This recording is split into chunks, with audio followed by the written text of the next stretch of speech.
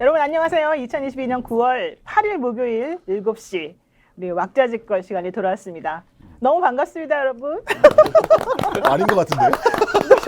반가운 얼굴인데 왜 그러세요? 아, 이거 진심이에요. 네, 저한테 딴지 아, 거는 오늘 김종혁 교수님 먼저 소개해 주세요. 네, 딴지거는 김종욱입니다. 반갑습니다.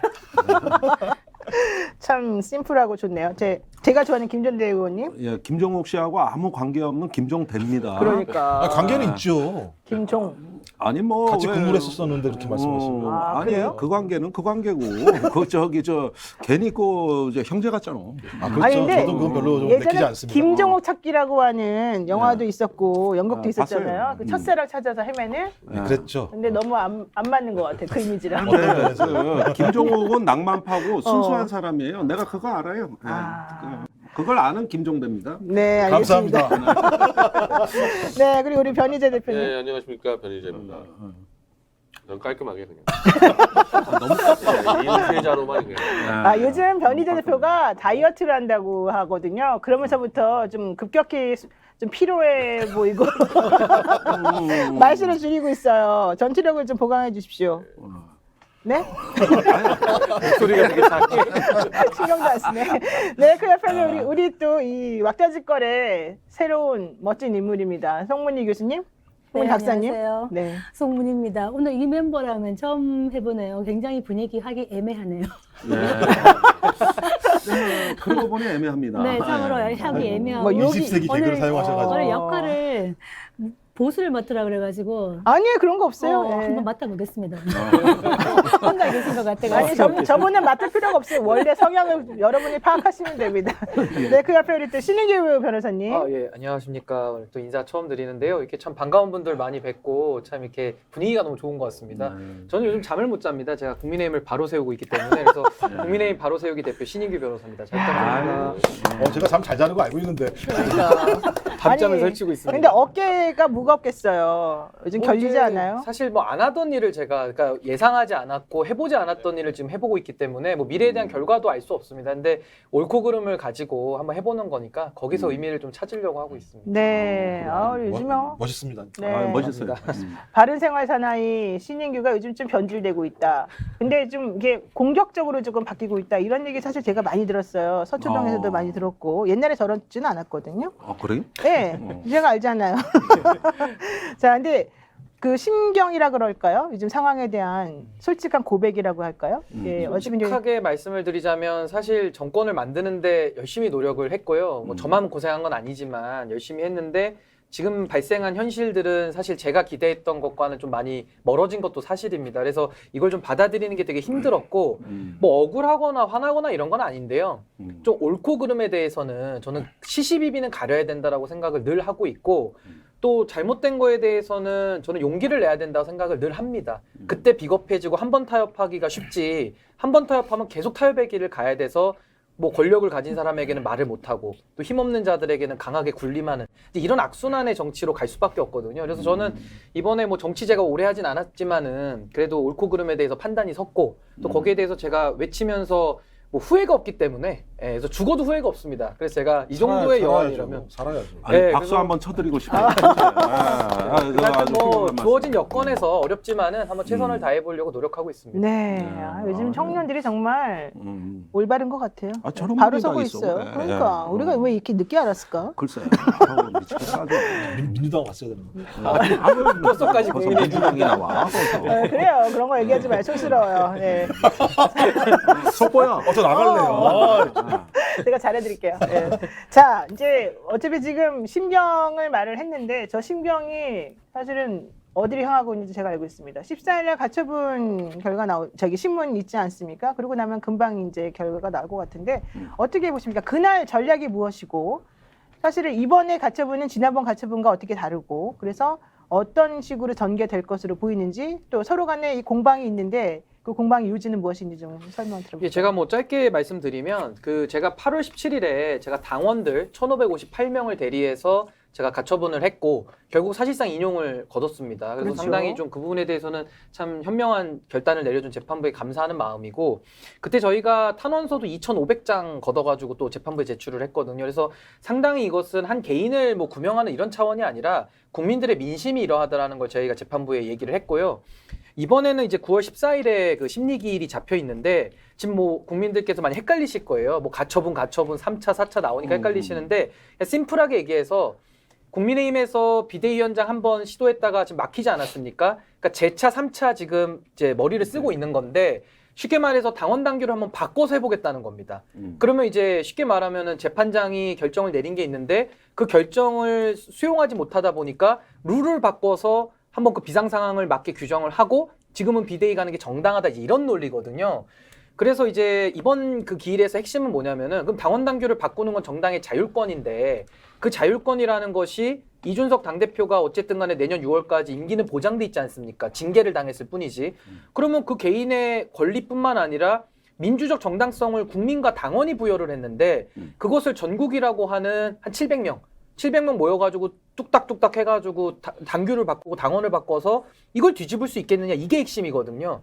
그리고 또 하나는 요번에 추가된 것은 정당민주주의라고 하는 헌법 8조뿐만 아니라 이게 처분적 법률이 될 가능성이 있습니다. 쉽게 말해서 이준석 맞춤형 입법이에요. 그럼 이건 헌법 11조 평등권에 위반된다는 소지가 하나가 있고 두 번째는 이게 참정권에 관한 제한인데 우리 13조 2항 헌법에 보시면은 재산권과 참정권은 소급해서 제한되지 못하게 돼 있습니다. 근데 이 사안의 경우에는 8월 8일에 정미경 최고위원이 마지막 사퇴를 했기 때문에 그때 이미 사퇴는 완성이 된 거거든요. 그 완성된 이후에 한 달 뒤에 법을 만들어서 소급 적용한다? 이게 진정소급 입법이 됩니다. 그래서 이건 13조 2항 문제가 있고 또 이준석 대표는 국민이기 때문에 기본권으로서 공무단임권 25조를 갖습니다. 헌법 25조.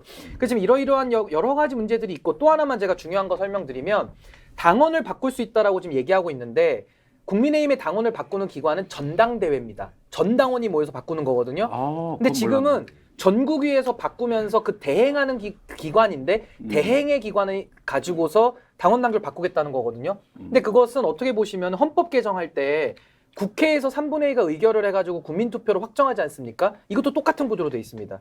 전국위에서 의결을 하면 전당대회에서 추인하면서 효력이 발생하는 거거든요. 그래서 이 부분도 하나의 재판부가 좀 심도 있게 들여다볼 하나의 쟁점이라고 할 수 있습니다. 근데 저는 궁금한 게 그 당시 재판부에서 가처분을 처음에 인용해 준 거는 이준석 대표 관련해서 그 당시 그 결정 내릴 때 비상 상황이 아니었다라는 판단 때문이었잖아요. 그런데 이번에 국민의힘에서 이렇게 당원 당규를 바꿔가지고 그 이후에 비대위를 다시 꾸리는 거는 비상 상황이 아니었다는 그 판단에 대한 것하고는 또 안 맞는 것 같거든요.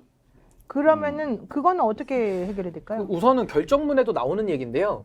비대위를 가기 위해서 비상을 만들었다라고 나옵니다. 그러니까 네. 이걸 이제 의도된 비상 상황이라고 하는데 쉽게 말해서 비대위를 만들어야 현 지도부를 와해시킬 수 있기 때문에 현 지도부를 와해시키려면 비상이 와야 되는 겁니다. 그래서 제가 이제 비유를 하자면은 비상 호소인, 비상 희망인들이 비상을 원하다 보니까 진짜 비상이 오는 거예요. 네네. 그래서 이 상황에 대해서 뭐 재판부가 판단을 하겠습니다만은 어찌되었든 그 전에 판단했던 부분에 대해서는 명확하게 국민의힘이 패소를 한 것이고 이준석 대표가 어쨌든 가지고 있는 당대표로서의 권한이 사후적으로 좀 제한을 받고 있는 거거든요. 그래서 여기에 대해서는 재판부가 한번 판단을 해야 될 걸로 보입니다.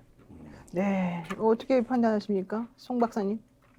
국민의힘에서 지금 이렇게 하는 모든 상황들이 참 매우 부자연스럽다. 그러니까 이준석 대표에 대한 호불호를 떠나서 당대표를 이렇게 말하자면 뽑아내기 위한 이 과정이 너무 일사불란하게 움직이는데 그나마 법원이 제동을 건 것이 아닌가 이런 생각이 들어요.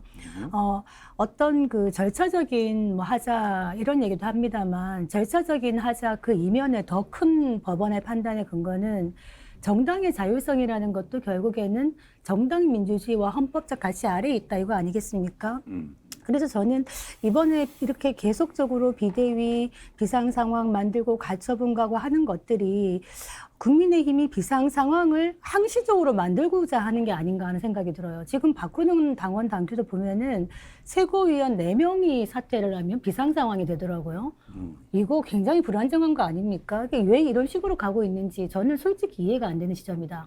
그러니까 이거 보강을 좀 드리면 9명 중에 4명만 사퇴해도 이제 앞으로는 그렇죠. 다수가 남아 있어도 그냥 비상 상황 갈 수 있는 그러니까. 길을 열어놨기 때문에 상당히 우려스럽고 저는 사실 이거 제가 신문기일에 출석을 했었거든요. 네, 변호사로서. 그랬죠. 근데 갔을 때 저는 이거 내용 판단을 한다고 제가 확신을 한 지점이 있었는데 그때 재판장께서 맨 마지막에 멘트를 뭐라고 하셨냐면 이 문제는 정당의 자율권과 정당 민주주의의 비교 형량 아니겠습니까? 이렇게 말씀하셨어요. 근데 그것이 그대로 재판부 판결문에 나왔거든요. 그래서 이번에도 정당 민주주의와 정당의 자율권을 놓고 비교 형량을 하실 거다 이렇게 봅니다. 근데 그래서 이번에 JTBC에서 단독으로 나온 기사가 이거였습니다. 국민의힘에서 재판부에 의견서를 냈는데 의견서 내용이 법원은 정당의 일에 개입하지 말아야 된다. 이런 취지의 의견서를 냈다는 거예요. 근데 이제 이렇게 되면 지난번 첫 번째 그 가처분 때보다는 사실은 법원이 이 정당의 내부에 간섭할 명분이 좀 적기 때문에 이 의견서 내용은 사실 저는 조금 받아들여질 가능성이 높다라고 보여지거든요. 제가 지난번에 가처분이 인용될 때는 이준석 대표 탄원서가 사실은 상당히 이 재판부에 신고가 울릴 것이다라고 생각을 했었는데 이번에는 이 국민의힘에서 낸 추가 의견서가 또 설득력 있는 게 아닌가 생각이 들어요. 근데 만약에 그렇게 되면은 네. 일단은 뭐 법을 잘 모르는 사람 입장에서 상식적으로 의문을 갖는 건 지난번 어쨌든 법원의 판단은 이준석 대표가 어쨌든 피해자 아닌 피해자 그래서 정당이 이렇게 한 개인에게 막대한 피해를 돌이킬 수 없는 피해를 줄 수 없다 손해를 그렇게 해놨는데 다시 또 이게 중록중록 해가지고 실질적으로는 그 판결 가처분 효력 판결을 완전히 무력화시키고 원래 주호영 비대위원장 그대로 가려고 했잖아요. 네, 그러면 네. 똑같은 사태가 가도 되는 건가 법원에서? 그럼 이번에 만약에 법원에서 국민의힘 얘기를 들어주면은 그러면 누구든지 가처분해서 이기더라도 2차, 3차 계속 넣어가지고 무력화시킬 수 있는 거 아니에요? 원래 가처분이 그런 거예요. 원래 그런 거예요. 네. 그러니까 한 번 넣으면 막 네. 소송이 몇십 개 가고 그러니까 그 가처분 결정에서 나온 하자만 치유되면 다 언제나 새로운 가처분 상황이 발생하기 때문에 그거마다 다 그래가지고 별도로 새끼 소송이 이어져가지고 예, 몇십 개 예, 가고 예, 막 예. 또 본안 소송 가고 그러는 그럴 수도 있죠. 그래서 네. 법원을 가까이 하면 안 된다고 하는 얘기. 그래서 변호사님만 말이고. 일반인들이 재판하게 되면은 진짜 짐 빼고 돈 빼고 몇 년씩 돈 많이 간다는 써요. 게 그런 것 같아요. 진짜. 얼마 받고 하십니까 이거? 뭐 이거요? 아니 뭐 이건 전 당원들을 상대로 소액 소송을 했기 때문에 예, 1인당 2만 원씩. 한 100건 가면 많이 챙기시겠네. 아유, 뭐 100개씩이나. 아유, 힘든 소송이라. 예. 근데 저는 사실 이게 그러니까 사법부의 결정 취지는 명백하거든요. 비상 상황을 만들었다. 그 명문에 나와 있고 또 하나는 지금 국민의힘에서 했던 이 비상대책위원장 결의는 헌법과 정당법과 당원을 위반해서 무효다. 이렇게 나와 있어요. 근데 이거에 대해서 결국은 국민의힘이 존중하지 않는 것이죠. 그래서 이 부분에 대해서는 저는 이번에 사실 되게 흥미롭게 바라보는데 이번에도 저는 내용 판단한다고 봅니다. 내용 판단할 거니까 시간은 좀 걸리겠지만은 저는 재판장께서 법과 원칙대로 결정만 한다면은 저는 뭐 인용 결정이 나올 가능성이 더 높다고 봐요. 어떻게 보세요? 네, 뭐전 개인적으로 이제 신 변호사님한테는 좀 약간 안 좋은 말씀을 드리면 저는 개헌을 해야 되는 이유를 또 하나 알겠다라고 생각해요. 헌법에 정당은 명시할 수 있는데요. 정당이 민주적이 한다라고 주장하는 건 좀 문제가 있다고 봐요. 왜냐하면 이 얘기 뭐냐면은 사법부가 정당을 갖다가 민주적이냐 아니냐를 가지고 잣대를 가지고 통제할 수 있는 권한을 헌법에다 명시해 주는 거거든요. 절차는 그 뒤에 그래서 이건 좀 중대한 논쟁을 한번 해봐야 될 측면이 분명히 있는 것 같다. 그리고 유럽 같은 경우는 정당에서 이렇게 규제하는 나라가 거의 없어요. 왜냐하면 정당의 자율권들을 최대한 보장하는 게 핵심이기 때문에 그래서 뭐 이번 사태와 관련해서는 여간 그런 법률적 근거에 입각해서 법원이 판단한 부분에도 존중할 수밖에 없습니다만 소위 우리 정치를 위해서 이 부분은 좀 나중에 토론을 해봐야 된다는 생각이 드는 것이고요. 근데 혹시 만약에 그랬을 때 네. 지금 정당의 국고보조금 들어가지 않습니까? 네네. 그런 것도 다 없애버려야 되지 않나요? 만약 그 논리라면은? 근데 이제 국가보조금이라고 하는 것은 예를 들면 법률적으로 규정할 수 있는 건데 헌법에다가 근데 민주적인지 아닌지에 대해서 규정을 해놓게 되면 하위법에다가 뭐가 민주적인지 아닌지 계속 다 규정을 다 해야 되잖아 일일이. 그러면 모든 법률적 틀 안에 정당 활동이 딱 옥죄 있는 거거든요. 그래서 저기 판사가 그랬잖아요. 헌법적 규제하에 들어간다고 딱 못을 막아버렸잖아요. 예, 말씀하십시오. 아니 그 정당이 사실은 뭐 정당 내부의 자율성을 존중해달라고 한다고 해서 국가보조금을 지급하지 말아야 되는 건 아니죠. 국가보조금 지급은 우리 국민과 이 정당 민주주의를 위해서 우리 헌법이 혹은 우리나라의 입법자들이 결단을 내려놓은 것이잖아요. 그렇기 때문에 그거하고는 좀 별개 문제가 아닐까. 저는 사실 국고보조금 얘기 나오니까 좀 돈이 아까운 느낌이 들어요. 사실 지금 제가 돈 문제로 오전에 변호사비 얘기하다가 갑자기 오전에 방송하면서 우리나라 정당들이 여당 야당 뭐 제3당 할 것 없이 정당의 기능을 제대로 하느냐라고 제가 질문을 했었는데 그런 차원에서 저는 국고보조금 보조금은 받으면서 정당의 기능 못하고 있는 이 정당을 왜 유지해야 되는지 잘 모르겠다. 근데 우리나라 라는 국민들은 도발적인 세금 내는 거 다 예를 들면 아까워요. 세금 내는 거 전체에 대해서. 네. 또 저는 김정국 교수님 굉장히 동감하고 공감하는 것이 뭐냐면 지금 가슴이 아닌 것 분위기는 지금 분위기는요 사법부가 다 할 수 있어요.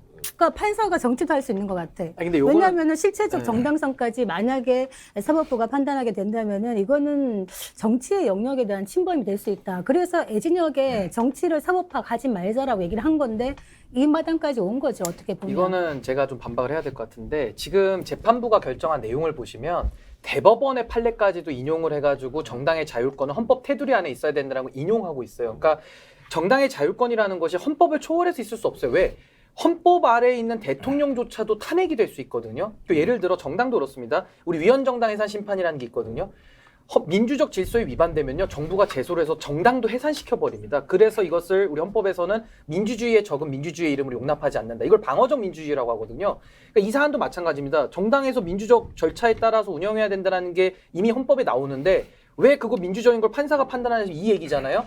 원래 판사가 개헌을 하자는 그러니까 아예 지금 김종 박사님 얘기는 나중에 저게 이제 토론을 해야 할 때 정당 대목이라는 거죠. 해산까지도 사실 반대하시는 거겠죠. 정부가 정당 해산, 예를 들어 통진당 해산 같은 거 하지 않았습니까? 그러니까 예. 그런 것도 자체 원천적으로 반대하시는 것 같은데. 그러니까 저는 예를 들면 정당 해산권이 있다라고 얘기하는 거 예외 상태를 인정하는 거거든요. 실제로는. 근데 이제 이게 헌법이 예외 상태를 갖다 인정하기 시작하게 되면 거기에 약간의 권력만 가미되게 되면 예외 상태를 갖다 일상화시킬 수가 있어요. 만들어요. 이게 그게 정치가 문제인 거예요. 근데 정치가 제가 이 말씀만 딱 실종될 수 드리고 있지. 싶은데 그러니까 정치 실종 문제 논외로 하고 그건 이제 논외고 이 민주적 기본 질서 내지는 정당 민주주의라는 걸 왜 판사가 해석하냐 이러시는데 원래 사법부라는 곳이요. 법문은 추상적으로 돼 있습니다. 그거를 해석하는 권한, 적용과 해석 권한이 원래 사법권이거든요. 그래서 이것은 판사가 당연히 해석을 해야 될 자기 책임을 한 것인데 왜 판사가 민주주의를 판단하냐 이렇게 얘기하는 것은 사법권에 대해서는 조금 이게 맞지 않는다는 생각이 좀 드는 겁니다. 근데 김재영 대법관 퇴임하면서 그랬잖아요. 이거 뭐 모든 문제를 다 이 사법부로 끌어들인다. 이건 매우 부적절하다. 저도 그건 동의합니다. 원칙은 정치의 사법화는 막는 게 맞죠. 어떻게 보십니까? 반밖에 못 알아듣겠어요. 아니 그러니까 난 법률가아니라 이럴 때 말발이 좀 딸려요. 그러는데 그러면 정당이란 어떤 존재인가 이 질문이 필요하다고 봅니다. 맞습니다. 정당은 누구를 닮아야 하는가? 저는 정당이 국민을 닮는 게 아니라고 봐요. 정당은 당원을 닮아야 되는 거거든요. 그리고 국가는 모든 주권이 국민에게서 나오지만 당권은 모든 주권이 당원에게서 나오는 거거든요. 그건 국민하고 닮지 않아도 되는 거예요. 그런데 지금 그 당의 총의를 어떤 절차로 수렴을 했느냐, 이게 당원의 뜻이냐, 이런 걸로만 판단하는 게 정당 민주주의라고 저는 이해를 하거든요. 그런 점에서 저번에 아주 뭐 의미 있는 판결이 나왔던 거고, 그것 때문에 나도 술 한 잔 더 먹는 거고. 근데 이번의 경우에도 이게 똑같은 문제냐 아니냐, 요게 제가 판단이 안 서거든요. 제가 그건 설명해 드릴게요. 네. 그 판결문에 나오는 게 당원들의 총의라는 말이 나와요. 그러니까 총의. 제가 그 얘기하는 근데 거예요. 그 총의가 지금 네. 국민의힘에서는 의원총회에서 박수 쳤으니까 총의가 있다라고 얘기하는데 판결문에 뭐라고 나오냐면요. 그 총의를 인정하려면 당 대표를 민주적으로 선출했지 않습니까? 정당성이 가장 크죠. 그 당 대표와 최고위원들 사이에 이견이 없으면 총의를 인정한다 이렇게 나와요. 그러니까 쉽게 말하면 최고위원회가 보통 비상대책위원회라는 건 일괄 사퇴를 하고 대표가 물러나면서 비상대책위원회 임명하고 나가는 거거든요. 그때를 인정하는 것이지 지금처럼 당대표와 최고위원 사이에도 이견이 있지 않습니까? 이건 총의가 없다고 아니 재판부가 그러면 판단을 하는 제가 겁니다. 또 여쭙고 싶은 게 문제는 그 말을 국민의힘이 알아듣느냐는 문제예요. 사실 의총을 하고 뭘 이렇게 했다는 건 뭐냐면은 세다. 알아듣냐? 이 이야기 자체돼 가지고 우리 정당의 자율성을 침해했다. 그건 자기들 자율성행위지. 그건 정당의 자율성도 사실은 아니라고. 그런데 저렇게 그 다음날 의총해가지고 또 비대위원장 몇 번 뒤집어엎고 이 얘기는 뭘 의미하는 거예요? 그러니까 이번에는 더 세게 부딪히실 거 아니야. 응? 거기 가가지고 그렇죠. 더 세게 부딪힐 거 아니야. 그럼 결국은 이게 도대체 이제 막가자는 건데. 이거 고리 끊어야 돼요. 이 고리를 끊어야 된다. 이 계속적인 악순환의 고리를 제가 말씀드리는 거는 법치 좋죠. 그렇지만 법치 만능주의가 가져올 수 있는 정치의 실종을 저는 말씀드린 겁니다. 제가 가장 싫어하는 사람 중에 하나가 법대로 하자. 여기 지금 변호사님들도 계시지만 법대로 하자는 사람 윤석열 제일 대통령이 싫어요. 맨날 하는 정말 말인데요? 싫어요. 그럼 헌법과 법률의 근거에서 제가 보수라 그러셨잖아요. 제가 방송할 때도 법대로 하자, 법과 원칙, 공정 좋습니다. 그렇지만 그것이 극한의 최선이 아니다. 법이라는 것은 최소한의 마지노선이죠. 사회에 사람이 살아가는 그 위에 도덕도 있고 있고 일반적인 사회 상식도 있고 합리적인 통념도 있는 건데 이 법을 가지고 모든 것을 좌지우지하려는 거는 문제가 아닌가. 저는 정치학자로서 굉장히 심각성을 느낍니다. 근데 전 이해가 안 됐던 게 국민의힘에서 이해가 안 됐던 게 아니 전국 상임 정국위는 당원 못 바꾸잖아요. 당원이요? 네. 당원은 전당대회에서 아니, 그러니까 당원을 못 바꾸죠. 당규를 바꿀 수 있잖아요. 당규는 그러니까요. 건은 있습니다. 그 다음에 정국위 같은 경우는 예를 들면 심의 의결할 수 있는 권한이 있는데 의원총회, 그러니까 전당대회와 의원총회에서 결의한 내용들을 넘기면 전국위원회가 심의하고 의결할 수 있게 돼 있잖아요. 그 돼 있더라고요. 저 전국위원회 조항에. 초하고 이 구조는 좀 다릅니다. 그러니까 전당대회, 전국위원회, 상임전국위원회, 최고위원회가 있는 것이고 네. 의원총회 이제 원내 기관인 것이죠. 아니, 그러니까 그 조항이 들어가 있어요. 예, 예. 전당대회와 의원총회에서 결정한 사항에 대해서 심의 의결할 수 있다고 얘기를 했고 저 같으면 비상 상황에 의원총회에서 결의를 해요. 전국위로 넘겨. 그러면은 당원 당규에는 문제가 되는 게 아니잖아요. 그 조항대로 하면.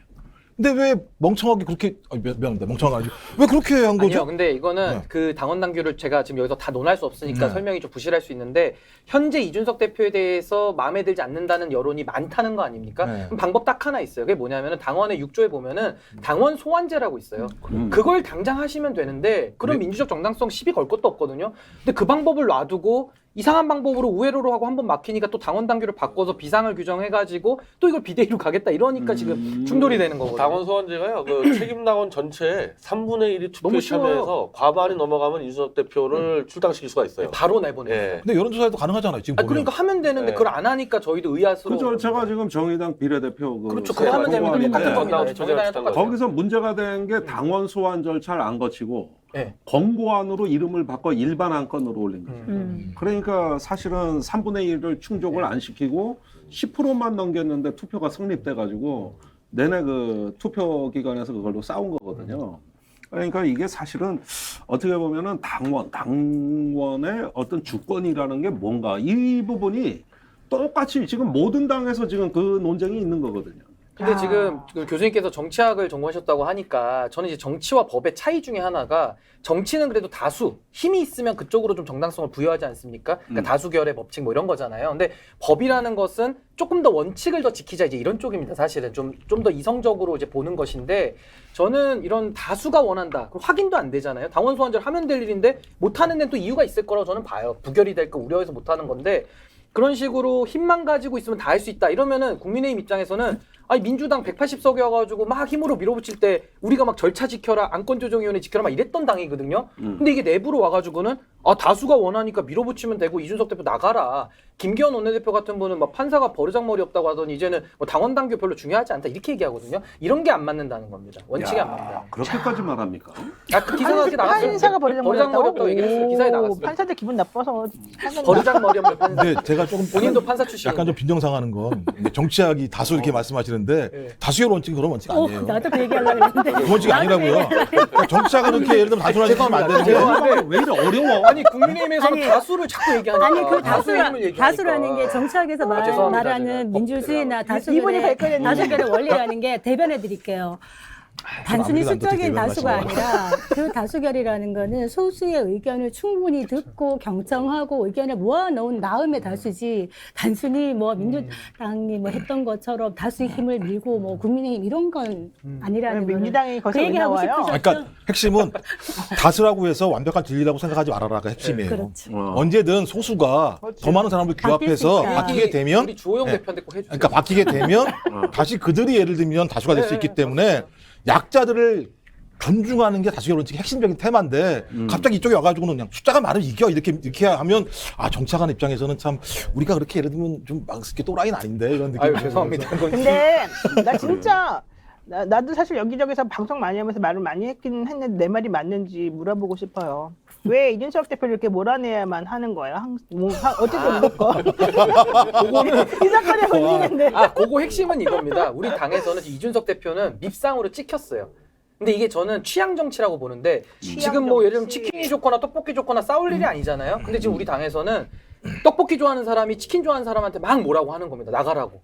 나 너랑 같이 당 못하겠다고. 지금 이런 거랑 똑같아요. 그래서 좀 이성이 상실되고 소위 말하는 정말 반지성주의예요. 제가 볼 때는. 그렇게 단순하게 취향의 생각하는 사유학이라는 게 또 있는데 그렇게 말씀하시면 제가 오늘 말을 좀 내가 부정확한 지식으로 아니 우리가 약간 수준을 낮출 필요가 있어요. 내가 보기엔 너무 높아. 그러니까 나처럼 물어봐. 왜 미워하는 거야? 하여튼 왜 꼭 이준석 내보내야 대표는 되는 많이 거야? 싫어하더라고요. 많이 싫어해요. 근데 사람들이. 취향이 그러니까 왜 취향이 싫어해요? 중요하지 아이고. 않나? 누가 물어봐야지. 왜 싫어해요? 아니 뭐 이제 이준석? 영선의 원외 당대표인 싸가지로? 것도 있다 보니까 일단 기본적으로 무시하는 게 있고요. 좀 아. 권위적으로 무시하는 게 있고 기본이고요. 근데 원래 좀 싸가지가 없어 보이는 것도 있잖아. 그렇죠. 이제 거기에 대해서 기분이 나쁘다. 기분 내지는 나쁘다? 기분이 나쁘니까 꼴도 보기 싫다. 그래서 같이 하기 싫다라는 여론이 있는데 저는 그게 다수인지 소수인지 밝혀져야 되잖아요. 그것도 싫은 것도. 그 당원 소환제 한번 해가지고 저도 표결 한번 붙여봤으면 좋겠어요. 근데 네 가지는 대부분 공감대는 있는 것 같아요. 컨센서스. 네 가지에 대해서는 공감대가 있는 뭐 것 그건 같아요. 저도 뭐 부인하기 힘드네요. 그러니까 컨센서스가 중요한 거예요. 남한테 싸가지 없이 보이면 안 돼. 그러니까 이렇게 고통당하잖아. 우리가 좀 예쁘게 보였으면 이런 일 없었을까? 그래서 저도 싸가지가 없어서 무슨 말이 없네 내가 그거. 네. 그런데 그게 싸가지론으로 되는 거는 조금 어폐가 있다고 보는 게 그건 이준석 대표도 동의 안 할 거예요. 그것보다는 본인은 이제 그 과거 뭐 정당으로 되돌아가지 않겠다 하면서 가끔 진보 정당 대표도 못하는 깜짝깜짝할 놀랄 말들을 하고 다른 보수다. 이제는 경계선 긋고 국민의힘은 새로운 길로 가야 된다. 이런데 이 이야기에는 과거의 기득권에 대한 전면적 부정, 일종의 어떤 정치에 대한 자기식 그 개혁안이 들어가 있단 말이에요. 당연히 저기 많은 얘기죠. 그런 면으로 봐야지 단순히 싸가지 뭐 이렇게 보면은 이게 어떻게 되는 거냐. 근데 아니 왕싸가지라는 거 다 알아요. 그런데 원래 정치가 싸가지가 없지 그러면 내가 보니까 아주 싸가지 없는 놈들만 열대던데 아이 싸가지 뭐 그런 걸 가지고 얘기하면은 그럼 뭐 그 당은 망해야지 뭐 그러면 그런 거 갖고 논의하는 그런 수준의 당이라면 근데 이런 게 있는 것 같아요.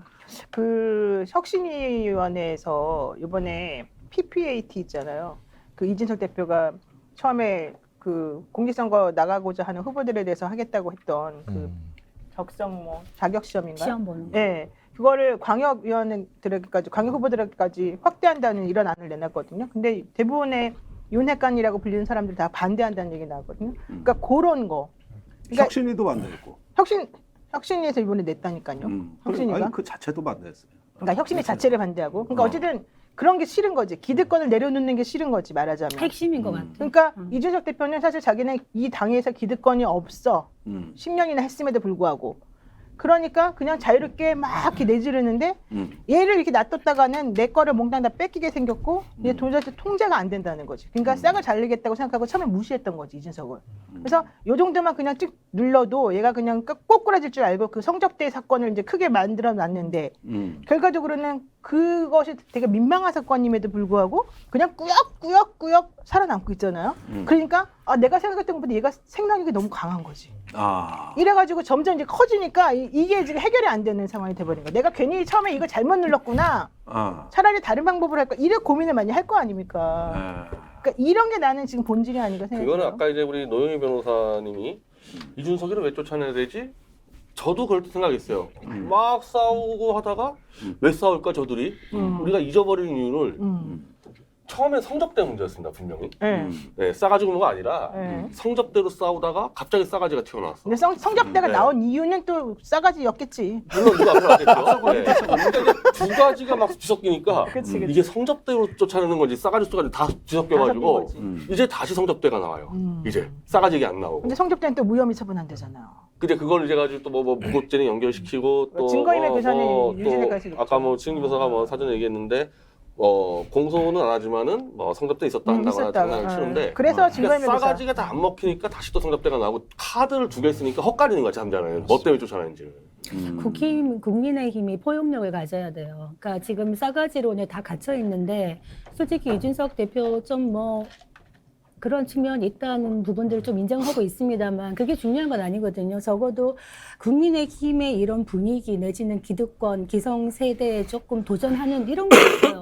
현상을 타파하고 현상을 깨려는 사람들이 싸가지 있게 보이는 경우는 잘 없습니다. 물론 이준석 대표가 똑같은 말을 해도 좋은 말도 좀 기분 나쁘게 하는 사람이 옛날에 있죠. 유시민 전 굳이 또 장관하고 소환을 비슷한 하자면 거예요. 약간 그런 원조지, 캐릭터죠. 원조. 근데 그렇다고 한들 그 본질은 국민의힘을 좀 바꿔 나가겠다라는 것도 분명히 있다. 그렇기 때문에 이걸 포용하지 못하고 품는다. 뭐 내가 달걀이냐 이렇게 얘기하지만 제가 볼 때는 품기에는 이미 죽어버린 달걀이 아닌가 싶긴 해요. 죽어버린 달걀이요. 네. 똑같이 어미닭이 제 뭐 시골 출신이라 닭을 품어봤습니다만 달걀 품는 거 보면은 몇 개를 품어도 삐약삐약 나오는 게 있고 죽어갖고 나오는 게 있어요. 아, 근데 그래요? 지금 분위기는 죽어서 나올 분위기예요. 지금 품지도 못할 것 같아요. 근데 나는 오히려 그건 아닐 것 같은데. 여기 좀 치킨이 있습니다 지금. 아니 나는 이준석의 생각력은 정말 대단하다. 그래서 나는 이준석이 오히려 이걸 만약 이게 없었으면 오히려 그냥 그렇게 쓰러져 갔을지도 모르는데 이걸 기회로 해가지고 본인의 이 역량이나 급을 엄청나게 올려버렸다. 그래서 죽지 않을 것 같아요. 그런데 이런 건 있을 것 같아요. 품기에는 힘들다는 얘기지. 예, 저도 이제 방송 진행하면서 이준석 대표를 한 5번 인터뷰를 해봤거든요. 그때 조금 걱정되는 점이 있었어요. 그러니까 그 이준석 대표가 이렇게 어떤 그 자신의 어떤 가치와 영역을 위해서 가열차게 싸우는 정치인이에요. 그게 이준석을 저기까지 성장시키는데 자산인 건 맞아요. 근데 문제는 당 대표 돼서도 똑같은 자세가 나와요. 그렇죠. 이제 이때 불안해지는 건데 예컨대 그 우크라이나 같지 않습니까? 그러다가 뭐 정진석 부의장한테 육모방망이 그 그림 올렸잖아요. 그러면은 대부분 이게 이제 정치인 이준석하고 당 대표 이준석은 다른 겁니다. 이때부터는 조정을 해야 되고 관리를 하고 타협을 끌어가야 좀 되거든요. 하고 포용하고. 그런데 당대표 할 때 그 나오는 거 보면은 뭐 남들하고 휴대폰 전화 통화 녹취한 거 막 가요. 원희룡 지사하고 녹음한 것도 까고. 근데 사실은 정말 해서는 안 되는 일이거든요. 네. 남의 녹취 몰래 하는 거라든가 그다음에 육모방망이라든가 이렇게 보면은 당 대표를 아직도 그 자리를 이해하는 게 아니라 옛날같이 막 싸우고 자기 자리 스스로 지켜온 그 소년가장 같은 멘탈로 당 대표 하는 거 아니냐 이럴 때 조금씩 불안해 보인다. 약간 이제 아상에 집착하는 것 같다. 이런 느낌들이 가면서 조금씩 불안감이 이제 나왔다고.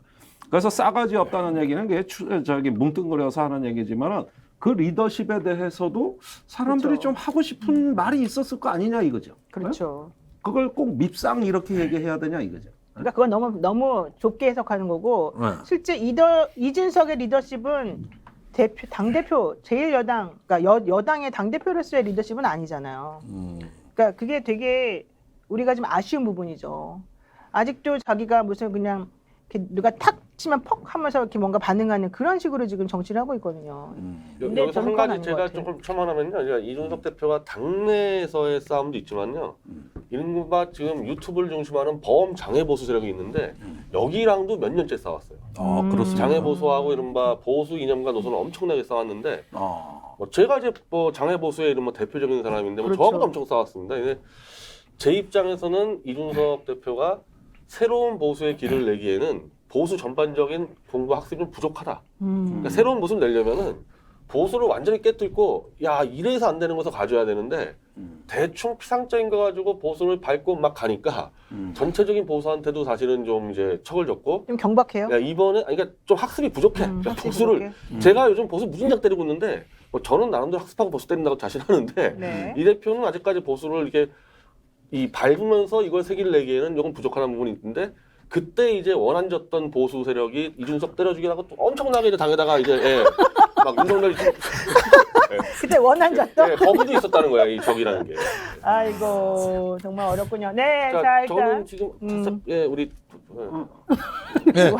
뭔가 있으시다는. 아, 좀 뭔가 가셔야 있으시다는. 된다는 거예요? 알아들었습니다. 뭐야 지금? 네. 다음 시간에 뵙죠. 아 지금 벌써 또 간다는 거예요? 이렇게 맨날? 워낙 바쁘시니까 바쁘셔가지고. 네. 왁자의 에티켓은 안 맞지만 조심해서 가세요. 네, 그러시죠. 자, 들어앉을까? 여기 들어앉을까? 좀, 들어오세요. 여기 좀 안으로 있어요. 들어오세요. 네, 우리 이제 이 상황에서 네. 본격적으로 그냥 한잔 하고 가요. 여기서 한잔 하시고 정리를 좀 한번 해보죠. 저기 네. 갑자기 공부하는 없어요? 모습 막 내가 사는 술은 뭐, 아니지만 뭐 비웠나요? 맥주 한잔 맥주 드려요. 없어요? 빨리 드셔가지고.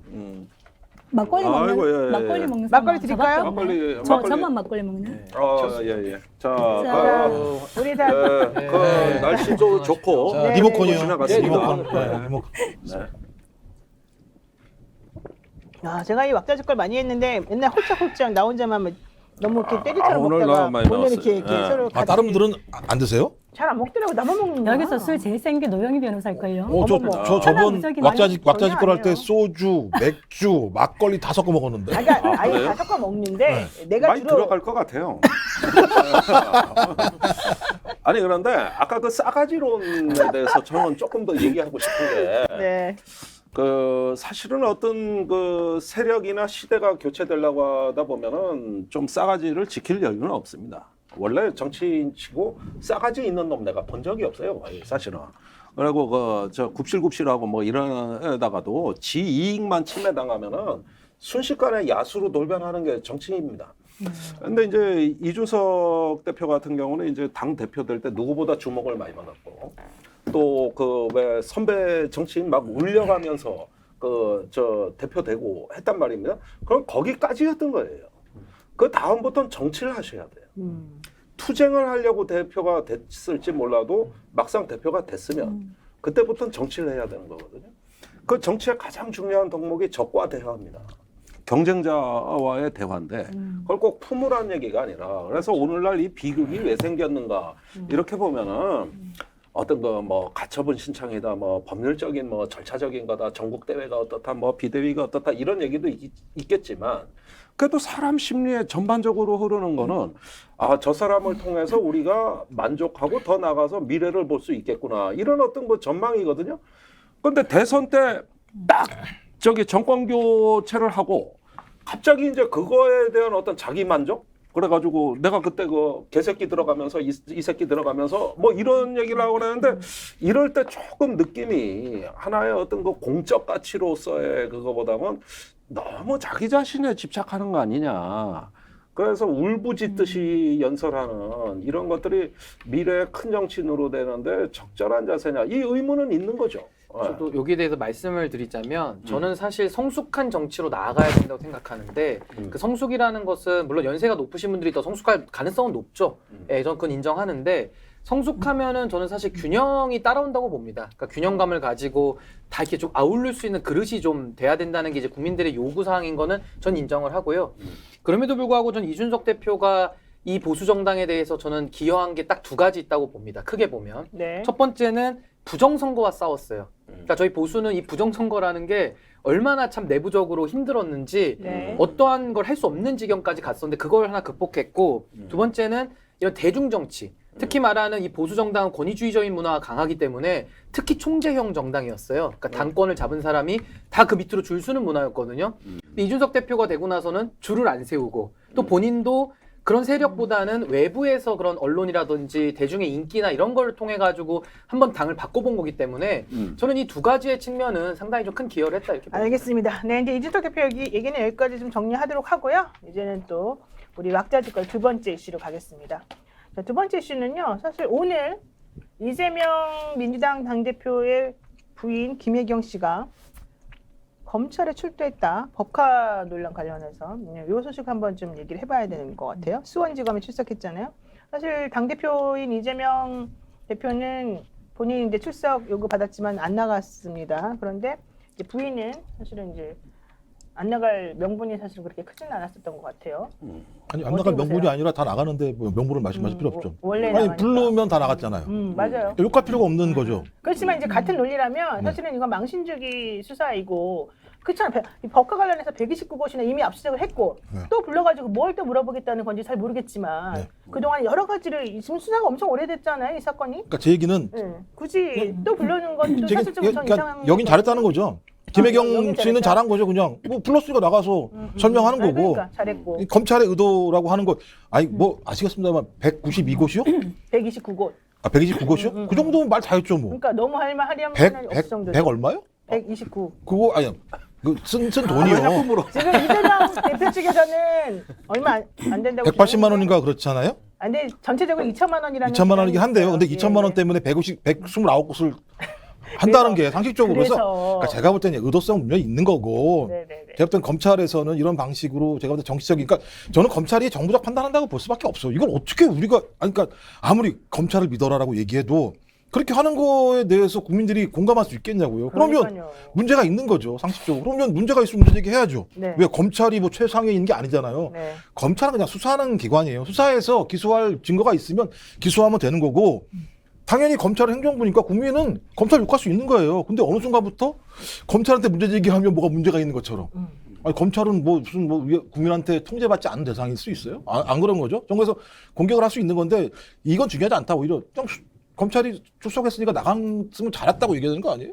그래요. 그 예, 얘기, 그 얘기예요, 저는. 하시라는 거예요. 검찰 소환한 게 오바라고 말씀하시는 거예요? 검찰로 소환한 것까지가 망신 죽이고 오바다 이렇게 얘기하시는 거예요? 아니, 저 생각을 해보세요. 충분히 다 했는데. 아니, 뭐 얼마 안 이거랑 남았잖아요, 조사 다 날짜도. 했는데. 날짜도 안 남았잖아요. 그리고 이것만 보는 게 아니잖아요. 갑자기 3일 전에 출석 안 했다 그랬더니 경기도청 다 압수수색해가지고. 그 제가 볼 때는 그거 꼭 3일 전에 해야 돼요? 자기들이 다 안 되면서요. 충분히 다 조사를 했는데 당신 와서 좀 얘기 좀 해봐. 그래서 출석 요구한 거라면 이재명 당대표한테. 조사 다 했다는 거잖아요. 근데 갑자기 출석 요구 안 하니까 경기도청 갔다가 압수수색을 해요? 자기 말이 안 맞잖아요. 제가 그 부분에 대해서는 조금 들은 정보가 있는데 경기도청을 압수수색을 했고 그전에도 뭐 조사를 많이 했겠죠. 최근에도 했는데 실제로 이제 그런 자료의 뭐 제출이나 수집에 적극적이지 않고 많이 좀 도와주지 않았다 이런 아니, 당연한 거야. 얘기를 그거는 이제 피해자가 왜 도와줘야 돼요? 그러니까 많이 한 거라고 얘기를 하지만 실제로는 많이 못했기 때문에 본인의 진술을 들을 필요가 있었다라고 지금 설명을 하는 것이라 저는 그게 누구의 뭐 김혜경 씨가 됐든 뭐 김건희 씨가 됐든 누가 됐든 모든 국민은 법 앞에 평등하다. 모든 아내는 법 앞에 평등하다. 그래서 저는 나가는 거가 그게 뭐 망신주기다, 뭐 과잉이다 이런 생각은 안 듭니다. 그 얘기를 제가 정말 딱 지적하고 싶어요. 모든 아내는 법 앞에 평등하면 왜 우리 김건희 여사님은 저도 지금 그 얘기를 그러니까 하고 저도 있는 그거예요. 거예요. 김건희 하고 여사에 있죠. 대해서 서면 조사한 거를 비판하는 거는 서면 저도 조사를 그건 당연하게 비판하는 여기는데 당연히 김혜경 씨 죄가 있어 보이는 혐의가 있으면 당연히 불러서 조사할 수 있는 거고요. 그거에 대해서 나간 거를 이건 잘하지 않았냐? 그 당연한 거거든요. 우리 일반인들 놓고 보면요. 검찰에서 연락 왔을 때 물론 임의 가야지. 조사긴 하지만 안 가는 사람도 없어요. 그거 당연한 거거든요. 근데 본인들은 뭐 이렇게 사실 특별할 것도 없잖아요. 다 일반인과 똑같은 건데. 그래서 저는 여기에 대해서는 김건희 여사에 대한 서면 조사 이거를 저는 가열차게 비판하면 그건 당연히 수긍을 하겠는데 김혜경 여사에 대해서 부른 거를 이거를 뭐 그런 식으로 뭐 과잉 수사 이런 식으로 하는 것은 저는 조금 129고 맞지 않은 것 압수수색한 같아요. 건 어떻게 보세요? 근데 그것도 압수수색 영장은 판사가 발부하잖아요. 그러니까 판사도 당연히 법과 원칙에 따라서 영장 청구를 받고 판단을 하고서 발부를 했기 때문에 그 메커니즘까지 우리가 부정하거나 그 부분에 대해서는 뭐 왜 그렇게 했지 이렇게 할 필요는 없는 거예요. 판사는 뭘 해도 다 선이군요. 근데 판사가 아니 뭘 해도 판단하면. 선은 아니지만 재판부의 판단에 대해서 우리가 선악 기준을 가지고 자꾸 판단하다 보면은 다 당연히 우리 편 수사하면 부당해 보이고 상대편 수사하면 다 정의로워 보이지 지난번에 않습니까? 조국 전 장관 수사할 때도 압수수색 엄청나게 많이 했잖아요. 이번에 이재명 대표나 아니면 그 부인과 관련해서 할 때도 압수수색 엄청나게 많이 했어요. 다 판사님들이 다 영장 발부해 주신 거거든요. 그 다 다른 것들하고 비교해 보면 형평이 맞아요. 근데 나는 아무리 봐도 안 판사들도 맞는 사실 것 같아요. 영장 청구 들어온다 해서 요즘 다 발부하는 건 또 아니고 어느 정도 범죄 혐의가 소명이 되면 아니 가서 강제 수사라는 게 가서 계좌도 뭐고 열어봐야 아는 거 아니겠습니까? 그리고 열어봤는데 죄가 없으면 당연히 무혐의 처분하는 열어봤잖아요. 거죠. 그러니까 너무 근데 많이 뭐 지금. 압수수색 네. 엄청 많이 해가지고 우리 국민들이 많은 거를 지금 정보를 얻잖아요. 조국 말씀하셨는데 정보를 얻는 조국 전 정보를 장관 얻는다. 말씀하셨는데 대한민국 국민이 이 교육 시스템에서 자기 자식에 대해서 거의 정신을 잃고 사는 많은 부모들이 있어요. 실수할 수 있습니다. 그렇지만 실수하는 부분에 대해서는 사실 부끄러움을 느끼는 게 정상인데 조국 사태의 문제점은 본인이 부끄러움을 느끼지 않았다는 것. 왜 나만 갖고 그래? 라는 측면이 있는 것이죠. 그래서 우리 국민들 알지 않습니까? 그렇게 많이 압수수색 하다 보니까 온라인으로 시험 볼 때 부모가 대기하고 있다가 같이 시험 봐가지고 셋이서 머리를 합쳐갖고 빗불 나왔다. 그런 것까지 국민이 알지 않습니까? 근데 똑같은 잣대를 왜 우리만 되느냐라고 얘기는 충분히 수긍할 수 있죠. 누구의 아내도 똑같이 조사해라라고 얘기하는 부분은 저는 수긍이 가능하다라고 그 얘기합니다. 대리 시험 문제도 사실은 그래요. 이게 원래 그 정경심 갑자기 조국으로 가요. 정경심 교수 아니 그 부분 내가 좀 말을 해주고 싶었는데 정경심 교수 처음에 이 압수수색하고 뭐 사건 다루고 그랬을 때는 사실은 사모펀드에 돈 잘못 투자했다 그러면서부터 시작된 내용이었는데 결과적으로는 이제 표창장 위조랑 뭐 그런 스펙 문제에 관련된 것도 나갔잖아요. 이번에 아들 조지 워싱턴대 업무방해 관련해서도 우리나라 특수부에서 결과적으로는 한 게 그거예요. 그런데 그 학교에서 원래 화요일하고 목요일마다 시험을 본다는 거예요. 퀴즈를. 근데 그 퀴즈를 화요일하고 목요일에 보는데 이 조국 교수 쪽에서는 그 전날에 이런 얘기가 있었다는 거예요. 그러니까 이 퀴즈 물론 그 잘했다는 뜻은 아니에요. 근데 어쨌든 그런 것들을 하기 위해서 식구들이 모여서 머리를 짜서 내도 그 별로 특별히 상관이 없는 정도의 그런 시험이었고 그런 과정이었을 수 있다는 거예요. 근데 그것이 부각되어서 정말 이 우리나라를 떠들썩하게 만들 만큼 그 난리를 칠 만큼 하는 그 무게하고 실제의 이 조건이 가져다 주는 것하고가 사실은 비례와 맞지 않는다는 거예요. 지금 하고 싶은 저도 말은. 하나만 그럼 얘기하고 싶은 게 과거에 자꾸 과거 소급하면 참 재미없지만 하나만 저도 문제 제기하고 싶은 게 특수수사가 참 문제 있다는 비판 많이 하지 않았습니까? 근데 문재인 정부 들어서자마자 제일 먼저 한 게 적폐수사하면서 200명을 갖다 넣었어요. 200명을 갖다 구속을 시켰는데 그럼 거기에 대해서는 지금 뭐 129곳 압수수색한 것도 너무 과잉이고 이제 우리 쪽에 그러면 당연히 과잉이죠 느끼기로는. 근데 과거에 그러면 그런 200명씩 다 들어갔다 지금 무죄 나온 사람들도 많거든요. 직권남용 범위 너무 확대해가지고 그럼 그분들에 대해서도 사실은 과했다라는 걸 그럼 인정할 거면 똑같이 인정을 해야 될 것인 것이고 만약에 그 수사도 정당했다라고 만약에 보신다면은 이런 수사에 대해서도 글쎄요, 저는 과했다, 또 안 과했다, 그걸 어떻게 밖에서 판단을 하겠습니까? 안에서 기록을 보고 범죄 혐의를 수사하는 직업적인 공무원들의 판단을 우리가 존중하는 것이 맞지. 근데 제도적으로 만약에 이런 것들이 남용된다면 저는 국회에서 얼마든지 논의할 수 있다고 봅니다. 이런 것들을 제한할 수 있는 제도들을 만들면 될 일이지 한 개별적 사건을 가지고서 이건 과했다, 안 과했다.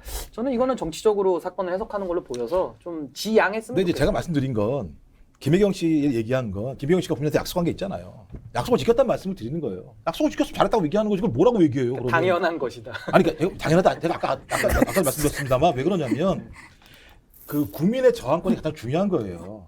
자유가 뭐예요? 그러니까 윤석열 대통령은 계속 자유 이상하게 얘기하는데 서양에서 얘기하는 자유는 권력으로부터 자유예요. 국가로부터 자유인 거고. 그러면 소위 검찰 권력이라고 하는 건 국가 권력이잖아요. 국가 권력이 부당하게 예를 들면 개입해 들어오게 되면 그 판단은 국가 권력이 하는 게 아니니까요. 내가 판단하는 거예요, 국민이. 그래서 내가 부당하다고 얘기하면 회피할 수 있는 거예요. 근데 어느 순간부터 거꾸로 됐다니까요. 네. 권력을 가진 사람들이 얘기하는 것이 상식이 되고 피해자라고 지칭하는 사람이 저항하게 되면 죄는 왜 피해자인데 저항이 이렇게 나오는 건 제가 문제가 딱 말씀을 드리는 거예요. 그래서 어느 순간부터 우리 사회가 예를 들면 법치라는 이름으로 진짜 그야말로 본원적인 자유라고 하는 측면들이 침해당하고 있다. 이거는 아주 안 좋은 거기 때문에 나중에 유죄 판결 나게 되면 유죄 추정 원칙 사회에서 유죄가 나게 되면 감옥을 가든 뭐 벌금을 내든 자기가 거기가 죄를 진 만큼 처벌 받으면 하는 되죠. 처벌 받는 게 맞는 건데 어느 순간부터 이게 앞뒤가 바뀌었다는 거죠. 다 다른 게 아니라. 네. 어떻게 생각하세요? 글쎄, 나참 지금 가운데 앉으셔서 2대2 같은데. 사법부로 법원에서 같아요. 지방에서 내가 정치하셔야 대법관님 보니까. 어떻게 보시는지. 영감님. 근데 그 한비자가 그 법과 고전으로 정치를 얘기할 때는 두 가지 조건을 꼭 지켜야 된다 그랬습니다. 안 그러면 법이 흉기가 된다 그랬어요. 이 법은 민중이 누구나 알기 쉽고 수용 가능해야 된다. 우리나라의 그 법률 이름 20개 정확하게 대보라 그러면 그거 될 수 있는 국회의원 거의 없다고 보시면 됩니다. 변호사도 못 돼요. 국회의원도 법을 모르는 세상이에요. 그러니까 전문가만 법을 아는 세상이에요. 그 다음에 두 번째 한비자가 얘기한 건 민중에 대한 무한한 사랑이에요. 법은 민중을 위해서 복무하는 것이지 그 중신들이라 그래 그 세도가 네. 귀족들을 위한 법치가 돼서는 안 된다는 거거든요. 그 다음에 엄하게 집행하라는 겁니다. 집행할 때는. 근데 이게 지금 법을 어떻게 집행하냐 이런 부분들을 내가 볼 때 좀 마음이 먹먹해지고 슬퍼지는 거는 뭐냐 하면은 제일 이런 면에서 법치주의 국가에서 희생자는 왜 서민이 돼야 되고 국민이 돼야 되는가. 이게 바로 법치에 있어서 가장 지금 오늘날의 역설이라고 저는 얘기하고 싶은 겁니다. 이건 패러독스예요. 근데 당대표나 또는 그 부인도 국민이다. 뭐 이렇게 해버리고 뭐 하고다가 저항권과 법치가 충돌하고 이러다가 이게 순환농법에 빠져가지고 무엇이 옳은지 이제 기준선을 잃어버리고 있는 게 지금 오늘날 여의도와 국회 상황 아니냐는 거예요. 한비자는 이런 걸 가장 경고했던 거거든요. 이렇게 하면은 그거는 그 나라는 폭망한다고 본 거거든요. 그건 법치가 아니라고 본 것이죠. 그래서 법치에도 그 조건이 있고 여건이 있는 것이지. 그런데 이 법술가들을 동원해가지고 그걸 무기로 해서 국정의 전면에서 이제 그 서로 이제 충돌하는 이거 자체는 극단적 상황입니다. 그렇지 않습니까? 그다음에 김혜경 씨가 거기 출두한 건 그건 논평할 만한 주제가 못 돼요. 그런 것들 자체가 질문이 돼서는 안 된다는 거예요. 아니 법원에 저기 조사받으러 소환이 돼가지고 출두를 했다. 아무것도 아닌 겁니다. 그거는 그냥 그 자체예요. 여기서 포인트는 그게 아니라 타이밍. 그리고 현재 지금 벌어지고 있는 일련의 상황, 검찰의 수사하는 이 방식. 그게 이제 오늘 김혜경 씨가 검찰에 출두했기 때문에 그 얘기를 해볼 만한 지금 상황이 되어서 여쭤본 부분이거든요. 제가 지금 술이 많이 올라가지고 아니 이거 하나 빠지는 분위기로 하나 빠지는 뭐 분위기로. 최후의 몇 명이요 이게? 네, 우린 아, 최후의 그렇게 된 거예요? 집반에 왁자 비상 집반. 상황인가요? 왁자 집거도 비상 최후의 상황인가요? 사인입니다. 근데 제가 볼 때 민주당이 좀 잘못하는 게 있어요. 특히 김의겸 의원 같은 경우. 대변인인데 김의겸 씨 소환조사, 출석 요구하는 거 관련해서 무슨 뭐 기소하게 되면 비상 대응 체제를 만들어야 된다. 말도 안 되는 얘기잖아요. 사인이잖아요. 김의겸 씨는 사인인데 사인에 대해서 검찰이 기소했다고 민주당이 비상 상황을 대응책을 이런 얘기를 하니까 쌍방이 더 정치화시키는 측면들이 굉장히 많은 거거든요. 그러니까 저는 왜 어느 순간부터 이렇게 예를 들면 특수계층처럼 내는 측면이 있는 거잖아요. 이런 분들은 특수계층이야. 우리가 지켜야 돼. 특수계층이 어디 있어요? 우리나라 헌법에도 특수계층 그렇죠. 없다고 얘기했는데. 지위와 권력에 그래서 상관없이. 몇몇 의원들이 좀 오버하시는데 오버하지 않으셨으면 좋겠어요. 그런 네. 부분들은. 그런 면에서는 저는 어떤 정무적인 전략의 수준을 넘어서 가지고 이제 생존 전략 투쟁으로 갔다고 봅니다. 이제는 맞받아치지 않으면 그냥 죽는 판이다. 그렇죠. 그게 전쟁이란 의미입니다. 그러니까 전쟁의 법이 어디 있습니까? 이기고 봐야지.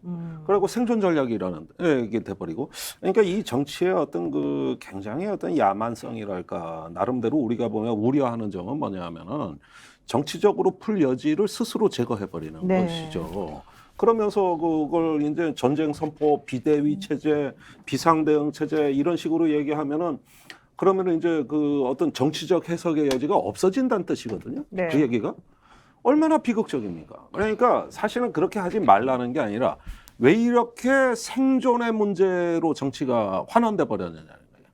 정치를 그 망할 땅들도 아닌데 이제 사활을 거는 식의 어제 바이탈 인터레스트. 그러니까 이것을 이제 몰빵할 수밖에 없는 구도로 스스로 가둬나가는 여야가 똑같은 거 아닙니까?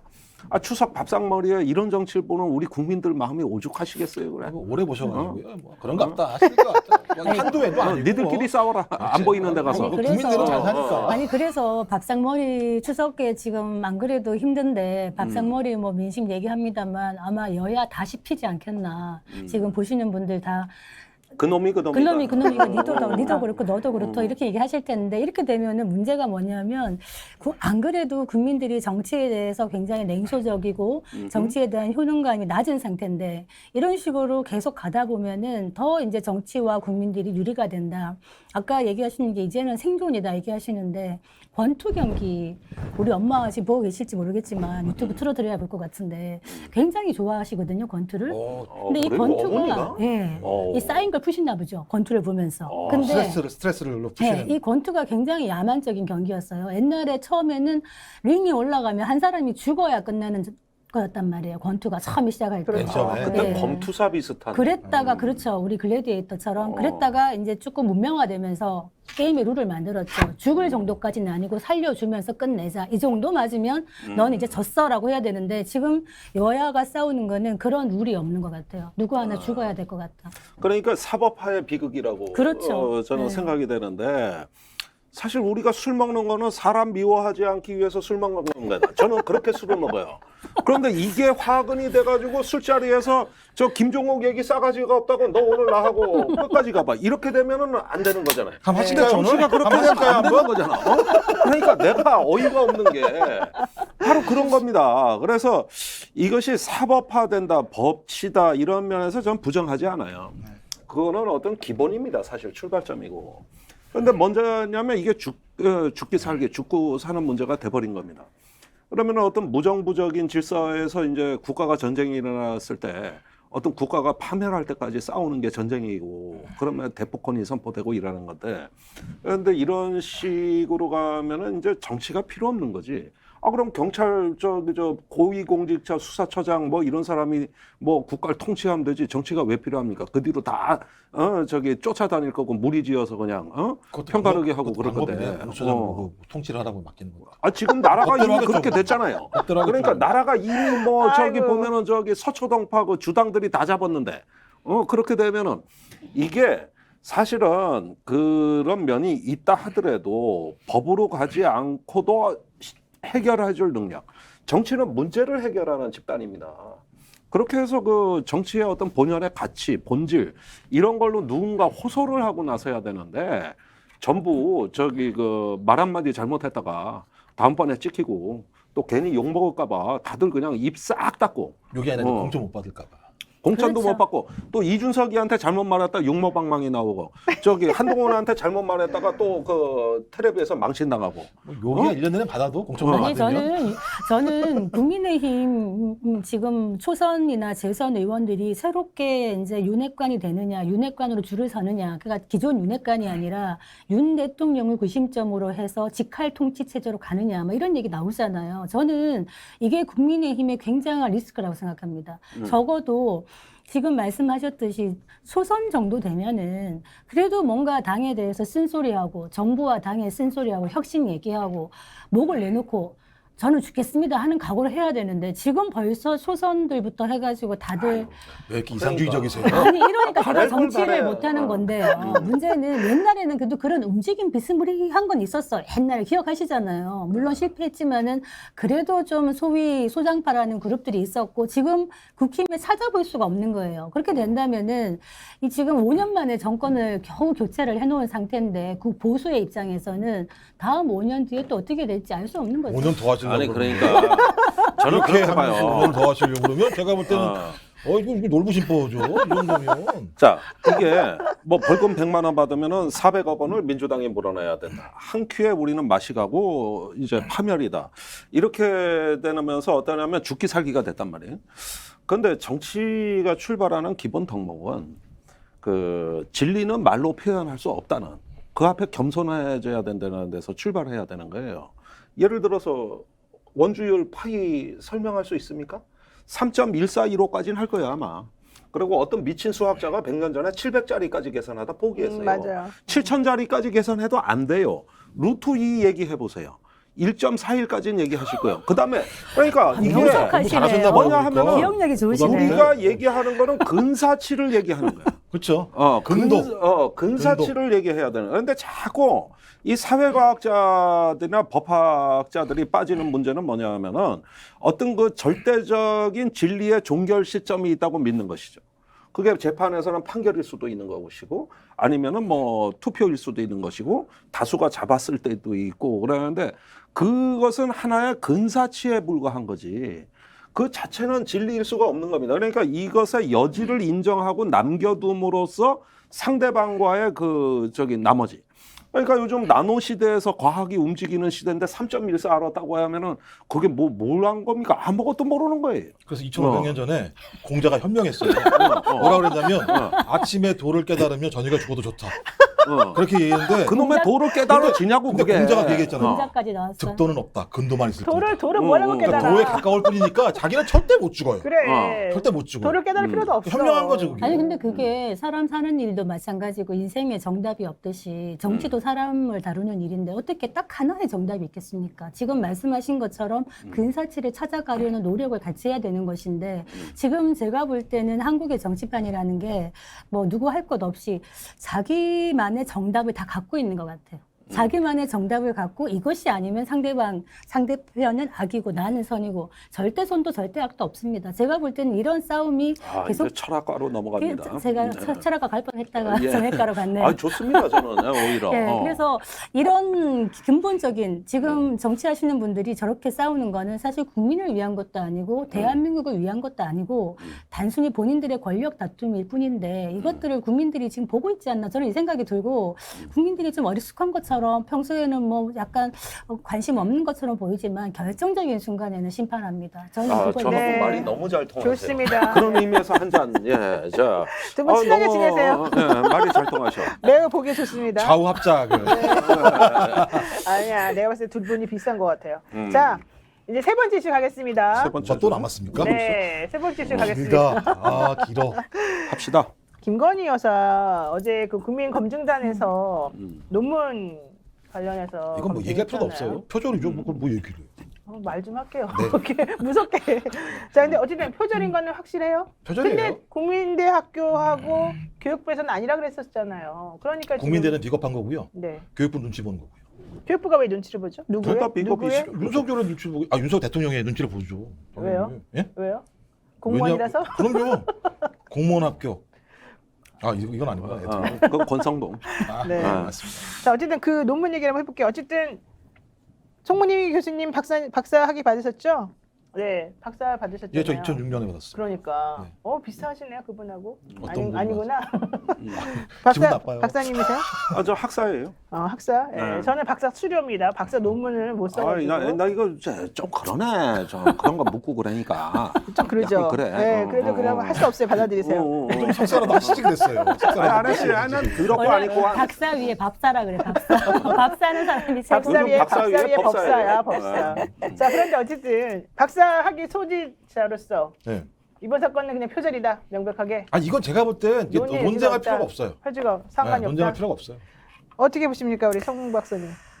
그 표절이라는 게 사실은 도둑질이에요.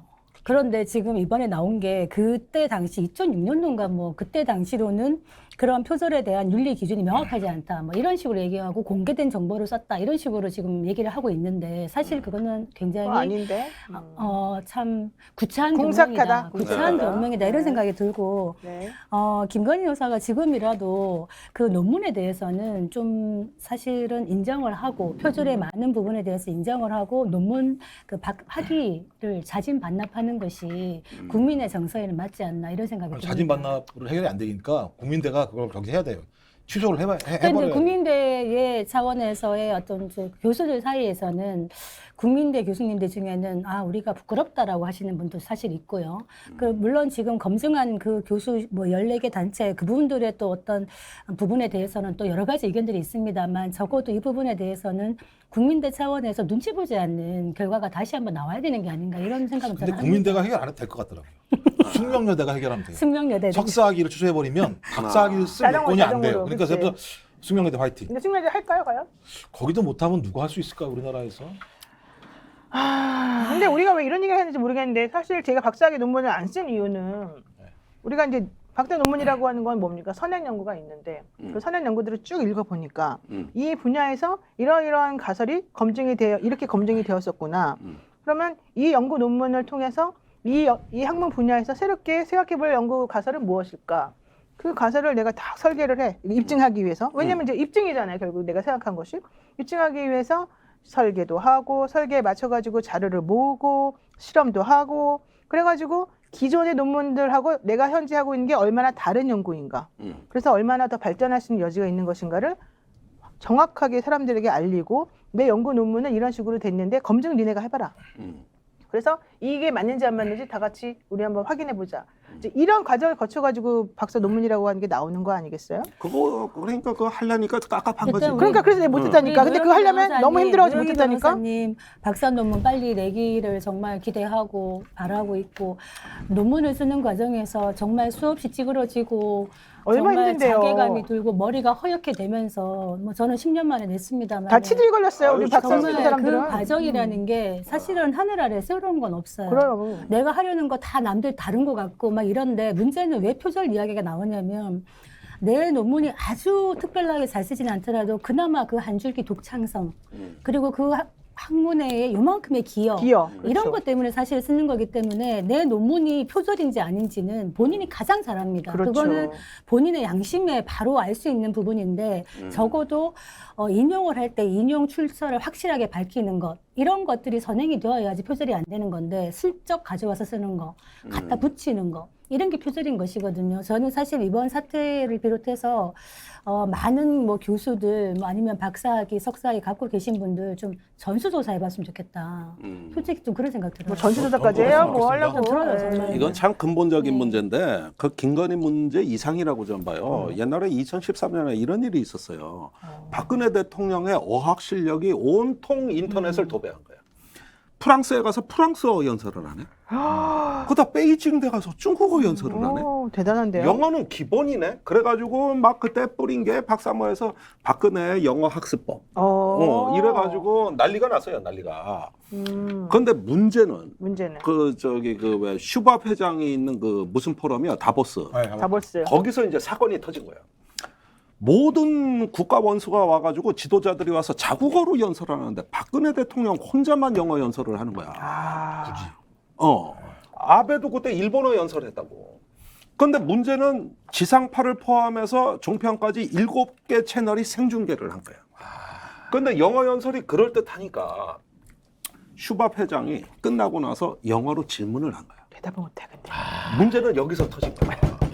이게 지금 생방송 중이야. 짰어야 되는데 그걸. 미리. 그런데 슈밥 회장의 질문은 한국에 비핵화가 안 돼가지고 외국의 기업들이 한국에 투자할 때 그 리스크를 조금 가지고 리스크가 있어서. 많아서 투자를 걱정이다. 취소할 가능성은 있지 않습니까? 뭐 이렇게 질문을 했는데 뒤를 돌아다 보면서 통역하는 저 직원한테 이거 통일대박 질문이죠. 이러고 제가 왜 통일대박을 얘기했냐면 이렇게 나가니까 그때 이게 방송에 다 나가다가 KBS만 급히 스튜디오로 옮긴 겁니다.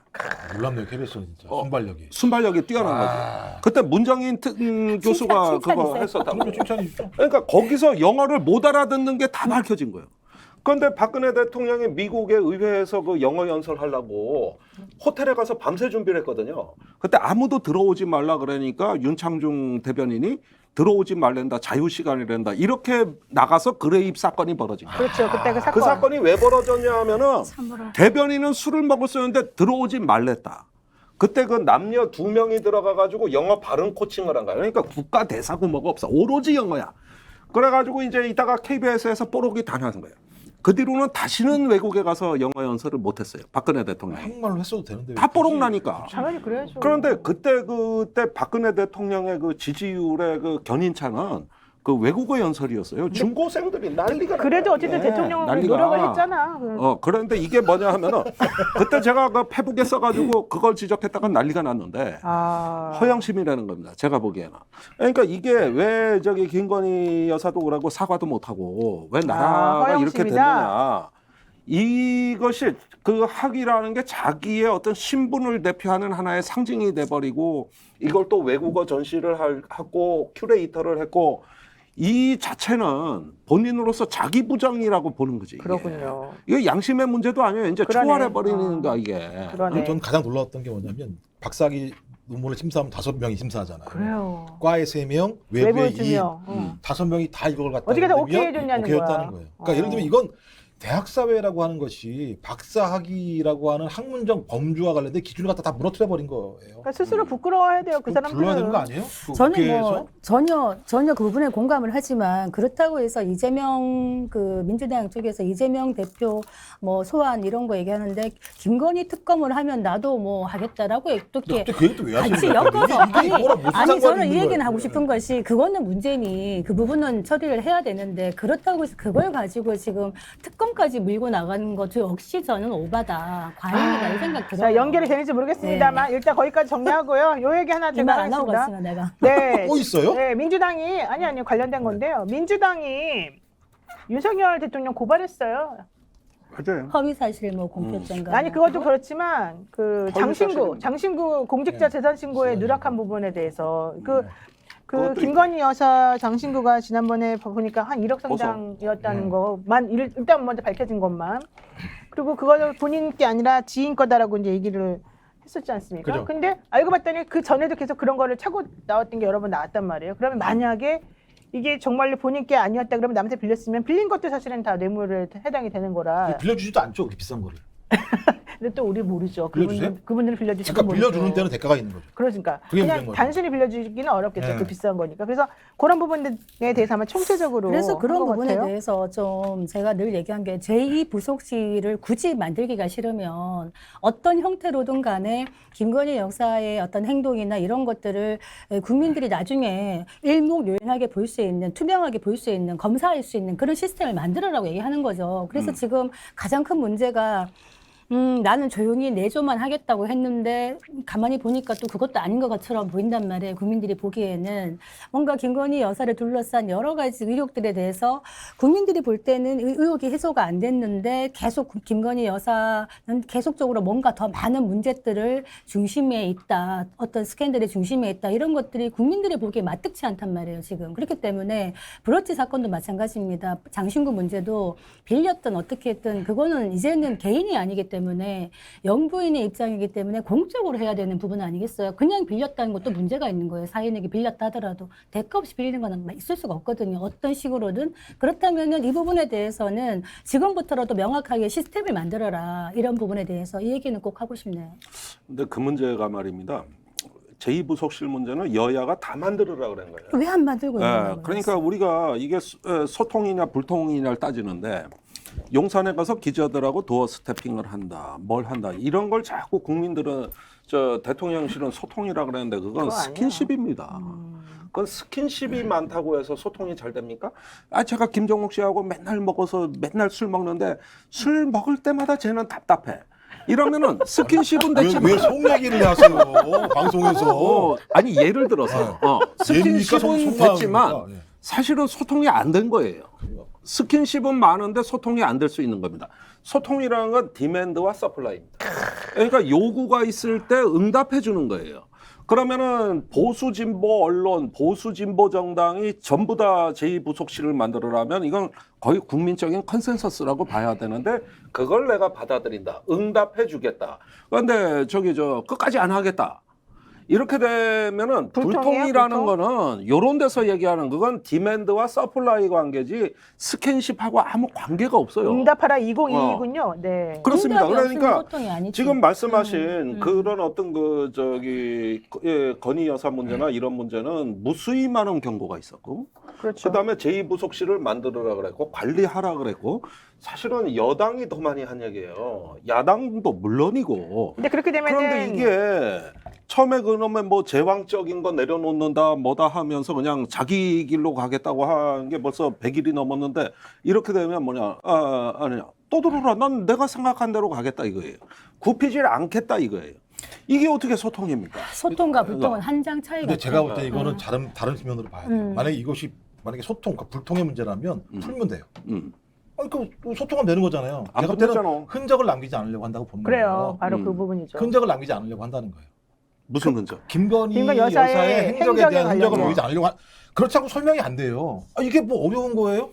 아니 그러니까 그런 문제가 발생할 그런 것이니 위험성을 막기 위해서 만들자는 그걸 장치를 만들어라. 이게 국민적인 그러니까 요구였잖아. 장치를 만들어야 되는데 본인 흔적을 남기고 싶지 않으니까 장치를 만들고 싶지 않은 거예요. 그러니까 이 문제 안에서는 대통령이 의지를 보이지 않으면 장치를 만들어야 되는 뭐- 필요성을 몰라서가 아니라 그렇게 되면 여러 가지로 곤란한 사정이 생길 수 있다고 문제는 보는 거 대통령이 못 아닌가. 이기는구나. 김건희 여사. 근데 뭐 남편이 네. 꼭 부인을 이겨야 됩니까? 사실 우리가 아니, 요 문제만큼은 좀 이겼으면 좋겠는데. 옛날에 그 탄핵 정권도 봤습니다만은 모든 문제는 이전에 그 경고가 있었습니다. 그 법칙도 있어요. 대형 참사가 일어나기 전에는 주로 어느 정도의 비율로 징후가 네. 나타난다는 무슨 그 법칙이거든요. 근데 이거를 보면은 태풍이 오고 무너지면은 꼭 축대가 아슬아슬한 고객이 무너지는 거예요. 우리가 옛날에 어떤 그 공사를 하면서 마을에 물길을 바꿔놨어. 뭐 새마을 운동도 하고 뭐 도로도 네. 건설하고. 그런데 수해 현장에 가보면 꼭 거기서 탈을 하는 게 이게 왜 범람하고 보는가 옛날 물길을 찾아가더라고. 물은. 반드시 옛날 물길을 찾아가고 맞아요. 이게 복원해 나가려고 하는 게 인공적인 거를 갖다가 공격해 버립니다. 그게 이번에 태풍 분대 범람하는데 이거거든요. 그러니까 무슨 얘기냐면 이게 어떤 법이라는 거는 물 숫자에 갈 것자예요. 물이 흐르는 대로 가는 거예요. 이걸 상식이라고 보는 거고 법은 상식이 쌓이는 걸 법이라고 보는 건데 자꾸 이런 문제를 인위적으로 내가 만든 규칙과 내가 만든 어떤 법과 또 그 속에서의 어떤 나의 우월한 전문성을 가지고 어찌어찌 해보겠다. 이러는 순간 어떻게 되는 거야? 이거는 이제 무너지는 거지. 이게 하인리 태풍에서 법칙, 그게 하인리 무너지는 거지. 법칙, 하인리 법칙. 형은 비서실장 하인리 보내야 되는. 법칙. 비서실장을 했을 제가 때 맨날 잘했을 방송 텐데. 때마다 쓴소리 비서관 꼭 필요하다, 레드팀이 필요하다. 저도 그 이런 얘기를 하는데 소통이라는 게 그렇잖아요. 지금 도어 스태핑이라는 것도 신선한 어떤 발상으로 시작했죠. 사실은 준비되지 않은 툭툭 내뱉는 말 때문에 또 얘기도 많이 듣지만 저는 그 시도 자체는 긍정적이라고 보는 거예요. 지금 말하는 소통의 측면에서. 그런데 그렇게 왔다 갔다 하면서 국민들이 이런 생각들을 다 들을 거 아니에요? 남편하고 부부싸움할 때 하는 이야기가 그거죠. 같은 얘기를 10번 계속해 얘기해봐야지 하는데 듣고 난 다음에 마이 동풍이야. 피드백이 없어. 그냥 자기 하던 대로 해. 그럼 어떻게 되죠? 이제 뭐 저는 안 그래봤어요. 이제 뭐, 모르겠어요. 아니 우리 이렇게 되면 우리 남편 이상하다고 되는데 그렇게 되면은 더 이상 말할 의지가 없어지는 거죠. 그냥 냉담한 부부가 되는 거예요. 말하자면 그렇죠. 그래서 저희 헤어지죠. 부부가 꼭 그렇다는 건 아니고요. 그래서 헤어져요. 헤어지든지 그래서 헤어진다고. 그러면 헤어져야 된대 여기는. 아니 그러다가 헤어진다고요. 이렇게 말씀. 그러다가 헤어진다. 그게 쌓이면 그러니까 헤어지겠지. 지금은 대통령과 국민이기 때문에 어쨌든 5년 동안 국민은 대통령을 버리지 않겠다라는 의지를 갖고 있단 말이에요. 버리려고 하시는 건 아니죠? 뭐 쓰레기입니까? 버리게? 대통령을 버리지 않겠다. 대통령이 성공하게 만들어야 된다. 그러려면 대통령도 노력해야 된다는 말씀이에요. 제 말은 소통하고자 하는 의지가 있어야 그게 된다는 지금 문제가 말씀이에요. 생긴 건데 우리가 천국이 무엇이냐? 주변 갑자기 왜 사람들이 천국까지. 다른 얘기를 하세요. 아니 주변 사람들을 다 사랑스럽게 느낄 때 그게 천국인데 아, 그렇죠. 주변 그렇죠. 사람들이 다 힘든 존재라고 하면 그 이상 지옥이 없습니다. 그 이상 지옥이 없어요. 그건 뭐 부부 관계건 뭐 다 마찬가지예요. 근데 도어 스태핑을 했고 뭘 어떤 그 국민들이 여야가 합의했고 보수 진보 언론이 다 했는데 이걸 불편하고 느끼면은 대통령한테는 결코 행복한 대통령직이 아니에요. 그분한테는 이제 천국이 아니라 지옥이 열린 거예요. 그 가사가 그러니까 있어요. 세상 매사가 사람들이 모수가 천사라면 그곳은 천국이겠지. 야. 얼마나 재밌을까? 아니에요? 그러니까 이게 1절 2절 1절 2절. 지금 어떤 면에서는 이런 부분에 대해 가지고 집권 초에 부적응자의 그 면모를 보여줬단 말입니다. 맞습니다. 그러면은 내가 알기로는 오늘 뭐 추석이라서 내가 좀 역지사지를 하려고 그랬는데 그분한테도 이 나라가 지옥이야. 이 나라한테, 그분한테도. 그쵸. 본인 힘들겠죠. 본인도 힘들겠죠. 진짜. 아 지옥이에요. 맨날 욕하지 자기한테. 좀 긍정적인 얘기로 마무리하고 싶네요. 왜요? 아니, 그래도 사람이 희망이 있어야 살 거 아니에요. 우리가 희망이 없다 이렇게 산다 그러면 아니 얼마나 희망을 힘들겠어요. 없게 만든 사람에 대해서 우리가 비판을 하는 거잖아요. 아니, 그러니까 그래서. 희망을 좀 가지려면은 이런 얘기들을 우리가 자꾸 할 수밖에 없는 것이고 들리겠죠, 뭐 설마 희망은 어떻게 만들어지는 겁니까? 들리겠죠. 성공하는 대통령이 되기 위해서는 성공하는 인생이 무엇이냐? 아까 천국 얘기하셔서 성공한 인생이 뭐냐고 물으신다면 여러 가지 답이 있겠지만 저는 주변 사람이 나를 좋아하는 것, 주변 사람이 나랑 있으면 행복해하는 것 이게 성공한 그럼 인생이라고. 쉽지 않겠는데요? 쉽지 않죠. 대통령이 성공한 대통령이 되는 건 더 어렵겠죠. 국민이 좋아하는 대통령이 되는 것. 비록 초기에는 정말 기대치가 굉장히 낮게 시작했던 대통령이지만 5년 동안 부지런히 학습하고 부지런히 열심히 노력해가지고 마지막에는 조금 약간의 박수를 받을 수 있는 대통령이 되면 좋겠다. 성공한 대통령이 되면 좋겠다. 저는 그런 바람을 갖고 있습니다. 여지는 남겨두겠습니다. 네, 여지는 남겨두자. 여지는 남겨두겠는데요. 우리가. 아주 훌륭하신 말씀인데 한마디만 덧붙이고 싶어요. 그 유치한 시인의 행복이라는 시가 있습니다. 오늘도 에메랄드 하늘이 비춰지는 우체국에서 너에게 편지를 쓴다. 우와. 그렇게 하면서 긴데? 사랑하는 받는 이보다 사랑하는 것이 행복하다. 우와. 하면서 이제 그리운이여 이것이 세상의 마지막 말일지라도 사랑하였으므로 나는 행복하였느냐. 이야, 이걸 야, 다 대박이다. 다음에 시간까지 가져와야 되겠다. 문제냐?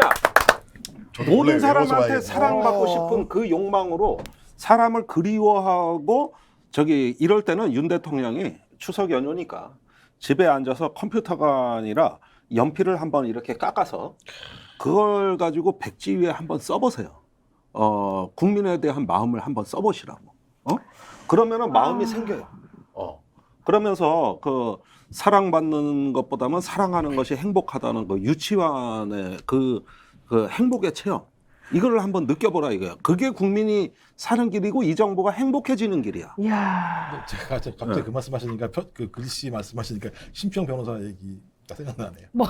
대통령은 글을 너무 잘 써가지고 고들 거라고 말을 해서 야 저렇게도 예를 들면 칭찬을 하는구나. 아니, 글씨체를 보면은 이제 네. 선한 사람이다. 선한 사람이다. 근데 저는 굉장히 악필이라서 참 할 말이. 아, 근데 왜 선한 분한테 우리나라 국민들의 67%는 부정적인지 잘 모르겠어요. 네, 자 여기까지 정리하겠습니다. 오늘 뭐 술 마시다가 떠나버린 2명을 안타까워하면서 우리가 또 얘기했지만 김종대 의원이 이렇게 시도 정통하시고 한비자로 시작해서 한비자 뭐 고전도 다 하시고 법으로 시를 시작해 하나? 고전 좀 했어요. 대단하십니다. 시를 법 얘기만 안 하면 내가 나가는데.